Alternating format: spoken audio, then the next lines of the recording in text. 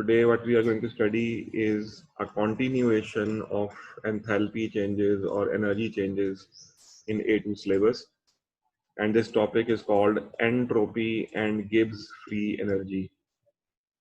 ये आपके लिए बिल्कुल एक नया टॉपिक होगा और ए लेवल्स में ये इंक्लूड हुआ है।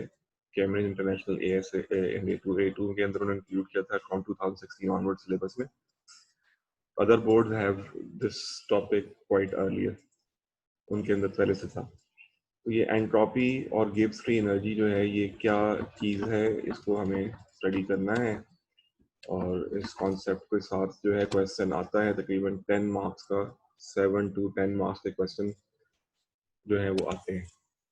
समटाइम्स एक पूरा क्वेश्चन आ जाता है और समटाइम्स जो है वो डिफरेंट क्वेश्चंस के अंदर एज अ पार्ट इंक्लूड कर देते हैं वो। तो starting with what is entropy. Entropy का मीनिंग क्या है, ये लफ्ज आपके लिए बिल्कुल नया है, लेकिन ये कोई इतना मुश्किल काम नहीं है, ये इतना कोई मुश्किल डेफिनेशन नहीं है इसकी। एंट्रोपी की डेफिनेशन जो है ये सेकेंड लाइन में लिखी हुई है। It is thought to be as a measure of randomness or disorder of a system. What is the meaning of randomness? Randomness का मतलब होता है बेतरतीबी। कहते हैं ना ये आपके जो पार्टिकल्स हैं they are moving at random in gaseous state, particles are moving at random। तो जब कहते हैं रैंडम, इसका मतलब है बेतरतीबी से चल रहे होते हैं, उनमें कोई तरतीब नहीं होती, जिसका दिल करता है जिस तरफ चलता है उस तरफ चल पड़ता है। काफ़ी हद तक you can relate it to our nation. Our nation has quite a high degree of randomness and we are doing what we want. Everyone is doing on their own and we are not one nation. We are split into different groups. तो randomness जो है ना ये होता है बेतरतीबी। इसी के लिए उन्होंने एक और वर्ड लिखा है और डिसऑर्डर। डिसऑर्डर का मतलब भी क्या होता है, बेतरतीबी। तो अगर आपको क्लास के अंदर रोज के अंदर बिठा देते बैठते से आप बैठते हैं अगर, तो आप काफ़ी ऑर्डर्ड होते हैं। लेकिन अगर आप क्लास में एक बच्चा रो के शुरू में बैठा हुआ है, एक कहीं दरमियान में लेफ्ट साइड पे बैठा हुआ है, एक कोई राइट साइड पे एंड पे बैठा हुआ है, तो वो डिसऑर्डर्ड सा होगा। तो एंट्रोपी जो है ये क्या है?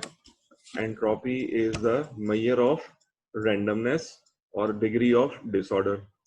अब मेजर ऑफ रैंडमनेस का मतलब है कि रैंडमनेस ज़्यादा होगी या कम होगी या दरमियाने दर्जे की होगी। तो अगर रैंडमनेस ज़्यादा होगी तो एंट्रोपी भी ज़्यादा होगी। It is directly proportional. So higher the entropy और हायर द रैंडमनेस और disorder, greater is the entropy of the system. तो सिस्टम भी हम बात करते हैं, वो क्या है?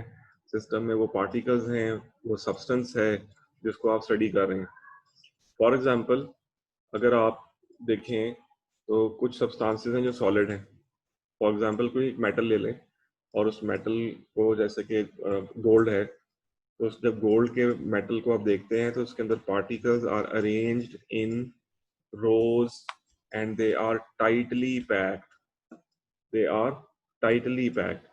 तो मेटल के अंदर अगर हम मेटल की बात करें तो मेटल्स ले लें या कोई भी सॉलिड स्टेट सब्सटेंस ले लें, सॉलिड्स के अंदर जो होता है बहुत लो एंट्रोपी होती है। They have very low entropy. Why? कोई बता सकता है क्यों मेटल्स और या सॉलिड के अंदर लो एंट्रोपी क्यों होती है? क्योंकि एंट्रोपी क्या है? It is the measure of disorder. जी बताइए बेटा। तो मेटल्स सॉलिड्स होते हैं और सर इनके जो पार्टिकल्स हैं बहुत जुड़े हुए होते हैं, बिल्कुल तो सही। इसमें रैंडमनेस नहीं हो सकती और उसके अंदर रैंडमनेस नहीं होती। लेकिन जैसे ही आप सॉलिड से लिक्विड की तरफ जाते हैं और लिक्विड से फिर गैस की तरफ जाते हैं तो आपकी रैंडमनेस बढ़ती है या कम होती है? Randomness sir. Liquid. Randomness increases. तो अगर रैंडमनेस इंक्रीज हो रही है तो इसका मतलब है कि फिर एंट्रोपी को क्या होना चाहिए?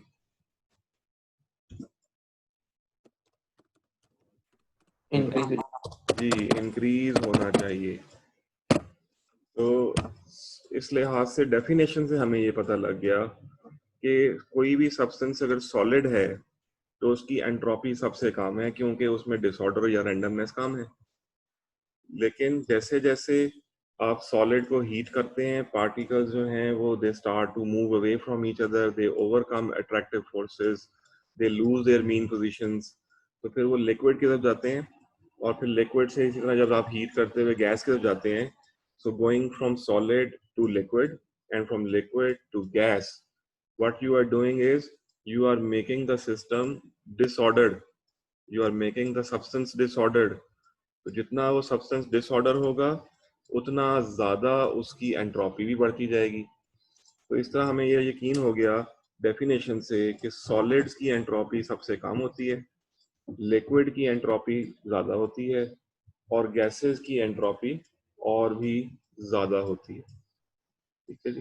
तो ये इसकी है कि अब ये सिस्टम और सराउंडिंग का जो नाम लफ्ज है ये आपने एएस की एनर्जेटिक्स में भी पढ़ा हुआ है। तो सिस्टम जब भी हम बात करते हैं, अगर रिएक्शन हो रहा है तो वो जो केमिकल होते हैं उस रिएक्शन के अंदर, यानी कि रिएक्टेंट और प्रोडक्ट के पार्टिकल्स, वो सिस्टम होते हैं। तो जब आप सिस्टम के अंदर अगर डिसऑर्डर बढ़ता देखेंगे तो आप कहेंगे एंट्रोपी बढ़ गई है। जबकि सराउंडिंग्स क्या होती हैं, वो सॉल्वेंट भी हो सकता है जिसके अंदर कि आपने थर्मामीटर डिप किया होता है, बीकर भी हो सकता है, एयर भी हो सकती है, ठीक है जी, और थर्मामीटर खुद भी हो सकता है। ये सारा तो आपको ऑलरेडी पता है। बट एंट्रोपी में हम क्या देखते हैं, ज्यादा हमारा फोकस क्या होता है, सिस्टम के ऊपर। सिस्टम का मतलब है कि रिएक्शन हो रहा है, रिएक्टेंट से प्रोडक्ट की तरफ जा रहे हैं, तो क्या उसमें एंट्रोपी बढ़ रही है या उसमें एंट्रोपी कम हो रही है, ये भी हमने देखना है। अभी हमने सिर्फ बात की थी स्टेट्स की, कि जी स्टेट में सॉलिड स्टेट की एंट्रोपी सबसे कम होती है, लिक्विड की ज़्यादा होती है, और गैस की और ज़्यादा होती है। लेकिन अब हम आगे जब चलेंगे तो हमने रिएक्शन में भी पढ़ना है कि एक रिएक्शन में एंट्रोपी में चेंज क्या आती है। एंट्रोपी यानी कि रैंडमनेस में चेंज क्या कैसे क्या कितनी आती है और कैसे आती है। एक चीज़ ध्यान में रखें कि दुनिया जो है जब से वो बनी है उसकी एंट्रोपी इंक्रीज हो रही है। एंट्रोपी इंक्रीज होने का मतलब ये है कि उसमें रैंडमनेस बढ़ रही है, और ये रैंडमनेस का बढ़ना एक स्पॉन्टेनियस प्रोसेस है। रैंडमनेस का बढ़ना जो है ये एक स्पॉन्टेनियस प्रोसेस है। स्पॉन्टेनियस प्रोसेस क्या होता है? Change that tends to continue to happen naturally. ठीक है, तो यानी कि कोई भी चेंज जो एक दफा स्टार्ट हो जाए और फिर खुद ब खुद होती रहे, उसे हम स्पॉन्टेनियस चेंज कहते हैं। तो जैसे अब एक्सोथर्मिक रिएक्शंस होते हैं, वो एक दफ़ा स्टार्ट हो जाएं तो वो खुद ही होते रहते हैं। बड़ी कॉमन एग्जांपल है, आप स्टोव के अंदर, चूल्हे के अंदर माचिस से आग लगाते हैं तो नेचुरल गैस जलना शुरू हो जाती है। Once it starts burning, it will continue to burn until you cut off the supply of gas. तो वो जो चेंज है, ऐसा रिएक्शन है, वो कहलाता है स्पॉन्टेनियस रिएक्शन। जो एक दफ़ा शुरू हो जाए तो फिर वो अपने आप में खुद ब खुद होता रहता है, नेचुरली होता रहता है, आपको उसको एनर्जी देने की जरूरत नहीं होती। ऐसा ही एक एग्जांपल है डिफ्यूजन की। एक वर्ड आप देख रहे हैं, डिफ्यूजन। तो डिफ्यूजन भी एक स्पॉन्टेनियस चेंज है। Why it is a spontaneous change? बड़ी सिंपल सी बात है, आप तो कुछ करते ही नहीं, आपने ब्रोमीन का बीकर जो है वो कमरे के कोने में रखा, ब्रोमीन का, और उसका ऊपर से लिड हटा दी, तो आप देखेंगे कि within few minutes the whole room will smell from bromine vapours and all the room will become orange red और रेड ब्राउन। तो ये प्रोसेस क्या हुआ? क्या आपने उसके पार्टिकल्स को बीकर में से धक्के लगा के बाहर निकाला था? ऐसा कुछ नहीं था। लिक्विड से वो गैस की तरफ खुद ब खुद कन्वर्ट हो रहा था और पार्टिकल्स डिफ्यूज हो रहे थे। और जब वो लिक्विड से गैस की तरफ जा रहा था तो ब्रोमीन की रैंडमनेस बढ़ रही थी। रैंडमनेस बढ़ना डिसऑर्डर का बढ़ना वो खुद ब खुद हो रहा था। इसलिए ये कहा जाता है इन एग्जांपल्स को देखते हुए कि जो स्पॉन्टेनियस प्रोसेस हैं उनमें एंट्रोपी बढ़ती है। और यही चीज रूल ऑफ नेचर भी है कि अगर हम देखें, छोटी सी एग्जांपल है फ्रॉम आवर ओन रिलीजन, कि जब हम इस्लाम में आया दुनिया में, तो हम एक हजूर सल्लल्लाहु अलैहि वसल्लम के नीचे एक उम्मत थी। But now we are divided into many sections and sects.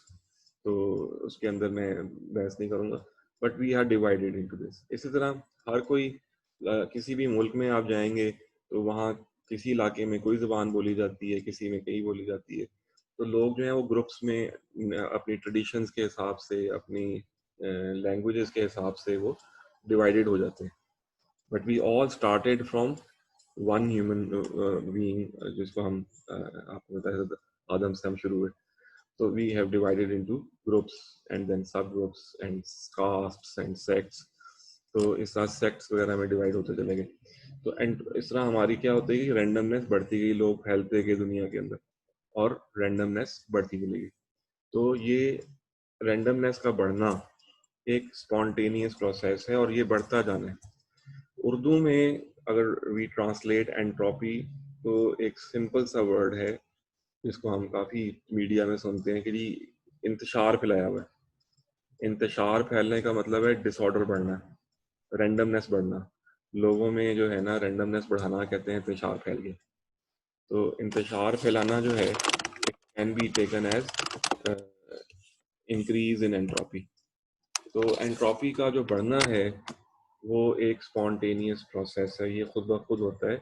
इसी वजह से आप देखते हैं कि अगर आप बर्फ़ को फ्रिज से निकाल के रूम टेम्परेचर पे रखते हैं तो वो खुद ब खुद मेल्ट होती है। फिर उसको अगर आप हीट ना भी करें तो जो लिक्विड है उसके ऊपर से पार्टिकल्स एवेपोरेट होते हैं और वो गैस में कन्वर्ट होते हैं। So you see that from solid ice to liquid, and then from liquid to vapors, formation of water vapors, all of it is happening on itself. ठीक है। उसके लिए यस, उसने सिस्टम से ने क्या किया, सराउंडिंग से हीट एब्जॉर्ब की है और हीट एब्जॉर्ब करते हुए उनकी हीट बढ़ी है, उनकी पार्टिकल्स की एनर्जी बढ़ती है और वो रैंडमनेस में इजाफा होता है। सो एंट्रोपी जो है उसमें हम ये भी कह सकते हैं कि the system becomes energetically more stable when it becomes more disordered. क्योंकि रूल ऑफ नेचर तो ये है कि कोई भी चीज़ जो है वो कोशिश कर रही होती है कि वो स्टेबल हो जाए। तो स्टेबल होने के लिए हर चीज़ दौड़ रही है, दुनिया की हर चीज़ जो है it is trying to become stable. But आप देखते हैं कि सिस्टम के अंदर पार्टिकल्स जो हैं वो किस तरफ को दौड़ रहे हैं कि वो डिसऑर्डर हो जाए। तो इसका मतलब है कि जब वो डिसऑर्डर हो रहे होते हैं तो फिर वो एनर्जेटिकली स्टेबल भी हो रहे होते हैं, क्योंकि every system tends to go to stability. आप एटम्स को देख लीजिए, एलिमेंट्स के अंदर एटम्स के अगर आउटर मोस्ट शेल फुल नहीं है तो they tend to make it full, they try to become stable. तो वो स्टेबल होने के लिए बॉन्ड्स बनाते हैं। ठीक है सर जी। सर मेरा जो है ना लैपटॉप वो डेड हो रहा जी जी है सर, मैं फोन से ज्वाइन कर रहा हूँ सर, ठीक फिर है, ऐड कर लेना सर कर लीजिए, मैं ठीक। ठीक है, आपकी रिक्वेस्ट आएगी, मैं ऐड कर लूँगा। तो बात ये हो रही है कि ये सिस्टम जो है अगर वो डिसऑर्डर बढ़ता है तो डिसऑर्डर बढ़ने से उस सिस्टम की स्टेबिलिटी भी बढ़ती है। तो एक डेफिनेशन हमारे पास आ गई एंट्रोपी की, वो ये है जो मैंने यहाँ भी हाईलाइट की। Entropy can be thought of as a can be thought का लिखने की जरूरत नहीं, it is a measure of randomness और डिसऑर्डर ऑफ द सिस्टम। ठीक है।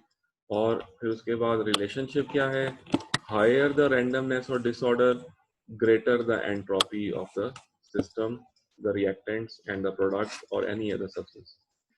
तीसरी चीज हमारे सामने ये आ चुकी है कि जो एंट्रोपी है उसके बढ़ने से सिस्टम जो है वो एनर्जेटिकली स्टेबल होता है। यही वजह है कि एनर्जेटिकली स्टेबिलिटी गेन करने की वजह से एंट्रोपी का बढ़ना एक स्पॉन्टेनियस प्रोसेस है। और स्पॉन्टेनियस प्रोसेस क्या होता है,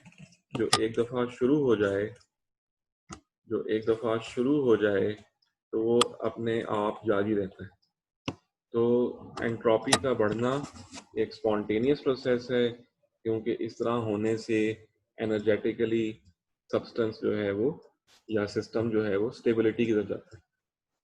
तो ये सारी बातें अभी तक हमने सीखी। इसमें कोई question you want to ask, I can stop here and re explain it. ठीक है, entropy is a measure of disorder. जी जी, sorry I can hear you. इसको एक्सप्लेन कर देंगे? यानी कि जो एनर्जेटिकली मोर स्टेबल वाला है, can you explain it further? जी जी जी, देखिए मैंने अभी बात की कि जब आपके पास एलिमेंट्स हैं और उनके अंदर एटम्स हैं, तो वो जब बॉन्ड्स बनाते हैं, तो वो क्या कोशिश कर रहे होते हैं? They want to make their outermost shell stable, complete, अपना ऑक्टेट पूरा करने की कोशिश कर रहे होते हैं, और उस वक्त भी वो एनर्जेटिकली स्टेबल होने की कोशिश कर रहे होते हैं। ठीक है, तब भी आप ये आगे चल के जब पढ़ेंगे, एडवांस फिजिकल केमिस्ट्री पढ़ेंगे, तो you will come to know that when atoms approach each other to form bond, they lose energy and they go to lower energy and become stable. ठीक है, तो वो अपने आप को स्टेबल की तरफ जाते हैं, एनर्जेटिकली भी स्टेबल।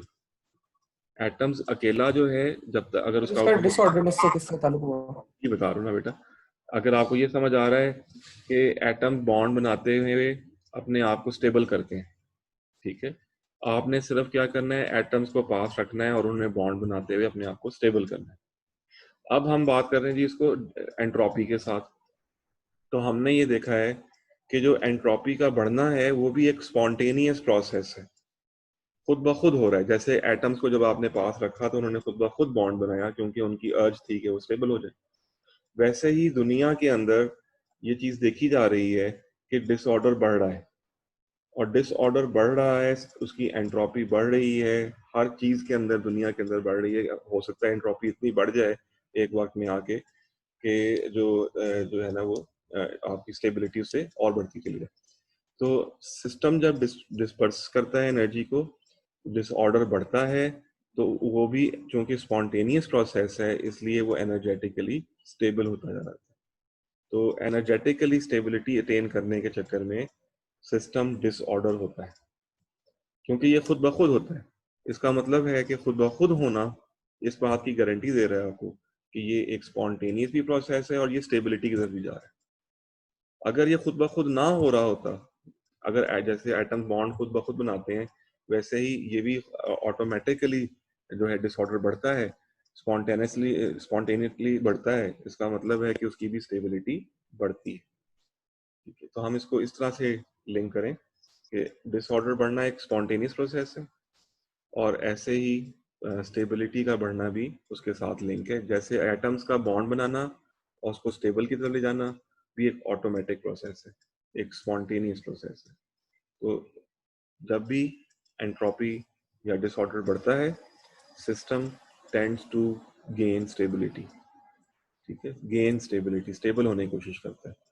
तो जब वो स्टेबल हो जाएगा तो उसकी एनर्जेटिक्स उसको, उस बॉन्ड को आसानी से तोड़ेंगी नहीं, अनलेस कि you provide energy to break the bond. ठीक है, अदरवाइज अगर आप वो प्रोवाइड ना करें तो वो स्टेबल ही रहेगी। तो आपने एक वो टॉपिक पढ़ा हुआ है बॉन्ड एनर्जी भी, इसी क्लासेस में पीछे आपने लैटिस एनर्जी भी पढ़ी थी, लैटिस डिसोसिएशन पढ़ी थी, इसके ऑपोजिट। तो तब तक वो ब्रेक डाउन नहीं होता। So once bonds are form, तो जो एटम्स बॉन्ड बनाते हैं वो सिस्टम स्टेबिलिटी अटेन करता है। वैसे ही डिसऑर्डर का बढ़ना भी एक स्पॉन्टेनियस चेंज है, और जब वो स्पॉन्टेनियसली हो रही होती है तो उसकी स्टेबिलिटी भी इंक्रीज हो रही होती है।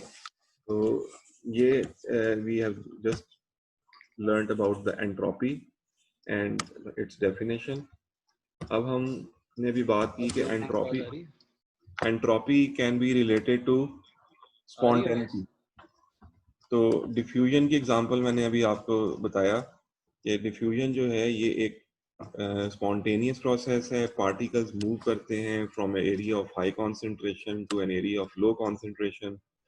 तो उससे जो है वो खुद ब खुद होता है। और क्यों होता है? अगर हम काइनेटिक थ्योरी में जाएं तो particles are colliding with each other and changing directions and then moving at random, तो रैंडम का मतलब क्या हुआ कि उनकी एंट्रोपी बढ़ती है। तो डिफ्यूजन को हम एक तरह से और तरीके से भी देख सकते हैं, इसको हम मैथमेटिक्स की तरह से देख सकते हैं।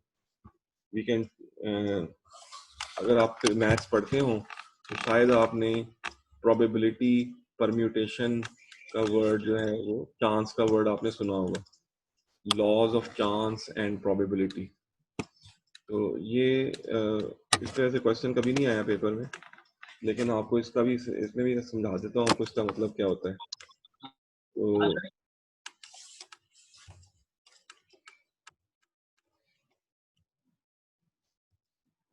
इसको अब हम देखते हैं कि ये इस परम्यूटेशन एंड प्रोबेबिलिटी इसका मतलब क्या है। ये मैं आपको नेक्स्ट पेज के ऊपर दिखा रहा हूँ। Diffusion and number of veg. तो प्रोबेबिलिटी में फार्मूला है कि जितने पार्टिकल्स होंगे और उसके साथ कितने आपके पास, जो ये जैसे आपके पास यहाँ देखें 2 जार्स हैं जिनको आपने एक पार्टीशन के थ्रू कनेक्ट किया हुआ है। So there are 2 compartments and in 1 compartment you have 3 particles. तो अब जो फार्मूला यहाँ अप्लाई होगा वो इस कंपार्टमेंट में एक हो गया कंपार्टमेंट, ये दूसरा हो गया। तो देर आर 2 कंपार्टमेंट्स, 2 जार्स, इसलिए the probable so there are 2 compartments. अगर 3 होते तो यहाँ हम 3 लिखते, और उसके अंदर कितने पार्टिकल्स डाले हुए हैं, ये फार्मूला ऊपर होता है, ये 2 raised to the power n, where n represents the number of particles to be diffused, to be arranged, जिसकी प्रोबेबिलिटी हमने देखना है कि वो कितनी तरह से अरेंज हो सकते हैं बाय डिफ्यूजन। तो 2 raised to the power n, तो यहाँ n की वैल्यू 3 है। तो अगर आप 2 की पावर 3 लगाएं तो there the answer comes out to be 8। इसका मतलब है कि इन 2 जार्स में इन 3 पार्टिकल्स को हम 8 डिफरेंट वेज के साथ प्रोबेबली या पॉसिबली अरेंज कर सकते हैं, जिनमें से जो मोस्ट कॉमनली नजर आ रही है, तो एक पहली नजर क्या आ रही है कि सारे तीनों पार्टिकल्स जार ए में। उसके अलावा और क्या प्रोबेबिलिटीज हो सकती हैं वो अब हम देखते हैं। एक प्रोबेबिलिटी ये है कि पार्टिकल 1 2 3 लेबल किया हुआ है आपने, तो ये सारी आपके सामने प्रोबेबिलिटीज निकल रही हैं। First is 1 2 3 all of them are in jar A and jar B is totally empty. Second way is in 1 2 3 में से out of these jar A and B 1 2 3 particle में से कोई एक पार्टिकल जो है वो आपका मूव कर जाता है, जैसे इसमें दिखाया हुआ है। पार्टिकल 1 जो है वो जार 1 में रह गया ए में, और 2 3 जार बी में चले गए। ये भी हो सकता था कि जार ए में 2 पार्टिकल रह जाता और 1 3 चला जाता। ये भी हो सकता था कि पार्टिकल 3 जार ए में रह जाता और पार्टिकल 1 एंड 2 बी में चले जाते। तो दीज आर जस्ट पॉसिबिलिटीज। हम सर ये नहीं कि मतलब वी आर श्योर कि ऐसा ही होगा, लेकिन हम प्रोबेबिलिटीज देख रहे हैं। तो if you have seen science fictions या साइंस मूवीज, तो वो कैलकुलेट करते हैं हमेशा कि अगर हम ऐसा करेंगे तो क्या क्या तरीके से हमारे पास रिजल्ट्स आ सकते हैं, what are probability of taking this action. तो अभी हम ये सारी प्रोबेबिलिटीज देख रहे हैं, ये सारा जो है वो आप इसको देखने जा रहे हैं। अब ये भी तो हो सकता था कि जार ए में 2 पार्टिकल रहते और जार बी में सिर्फ एक जाता, और फिर वो उनमें भी 3 पॉसिबिलिटी है कि पार्टिकल 1 जाता, पार्टिकल 2 जाता या पार्टिकल 3 जाता। अगर 1 उस जो है बी में जाता तो 2 एंड 3 ए में रह जाता। ठीक है जी। और इसी तरह अगर पार्टिकल 2 जाएगा तो 1 एंड 3 ए में रह जाएगा, और अगर पार्टिकल 3 जाएगा तो 1 एंड 2 ए में रह जाएगा। एंड फाइनली ये भी तो हो सकता है कि all 3 will go to the compartment या to the jar B.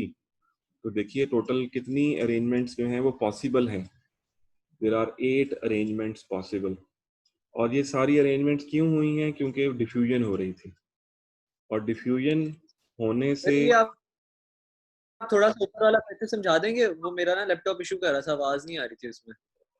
Okay, मैं भी बता रहा था आपको कि डिफ्यूजन जो है उसमें अभी हमने कहा कि एंट्रोपी जो है वो बढ़ती है और उसमें रैंडमनेस बढ़ती है, इसलिए हम ये भी कह सकते हैं कि entropy can be defined in terms that how many times the particles can be arranged, greater the number of ways particles can be arranged, greater will be the entropy. जितने ज़्यादा पार्टिकल्स के अरेंजमेंट्स ज़्यादा होंगी उतना उसकी entropy ज़्यादा होगी। उसको मैं एक्सप्लेन कर रहा था, इस पे वैसे क्वेश्चन कभी नहीं आया, तो मैंने डिफ्यूजन दिखाने के लिए दो जार्स जो हैं ए एंड बी आपके सामने डायग्राम में ड्रॉ हुए में, उनको मैंने जोड़ा आपस में और जार ए में 3 पार्टिकल्स मैंने उसमें डाले।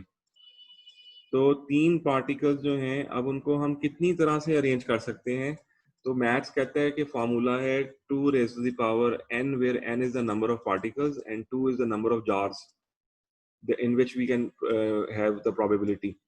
तो यहाँ 2 जार्स थे इसलिए 2 आ गया, अगर 3 जार्स होते तो फिर 3 आता।